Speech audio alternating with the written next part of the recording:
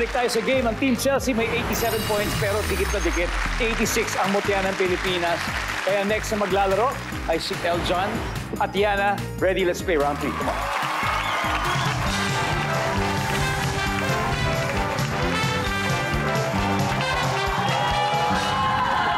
Good luck.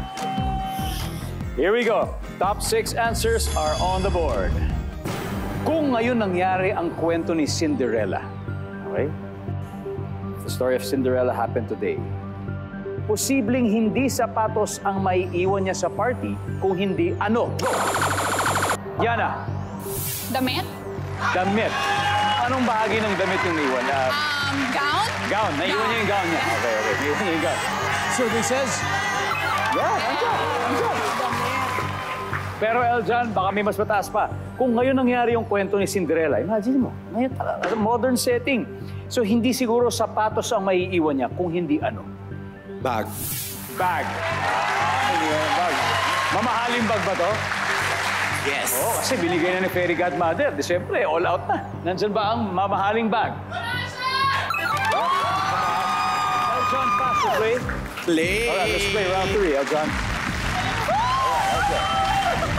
Ron. Kung ngayon nangyayari ang kwento ni Cinderella, posibleng hindi sapatos ang maiiwan niya sa party, kung hindi? Cellphone. May curfew siya eh. Di ba? May curfew siya, kailangan niya mag-text. Oo. Nandiyan ba ang cellphone? Chelsea, kung ngayon nangyari yung kwento ni Cinderella, bukod sa sapatos, ano kayo pwede niya maiiwan? Susi niya. Susi. Yes. Ng karwahe. Yes. Susi. Survey says?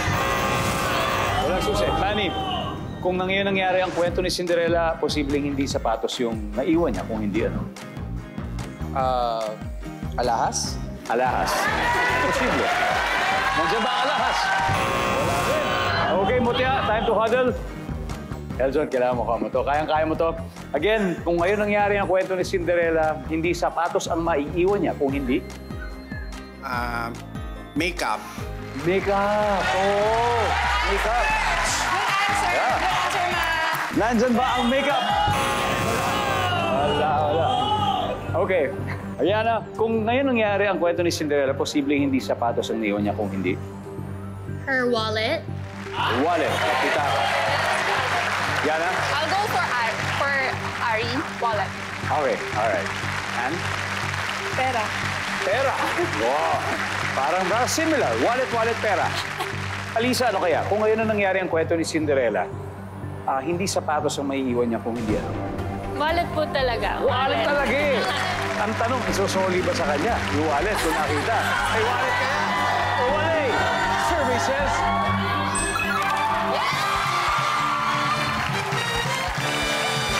Alright, tignan natin yung na-miss out na sagot. Everybody, number 6, please.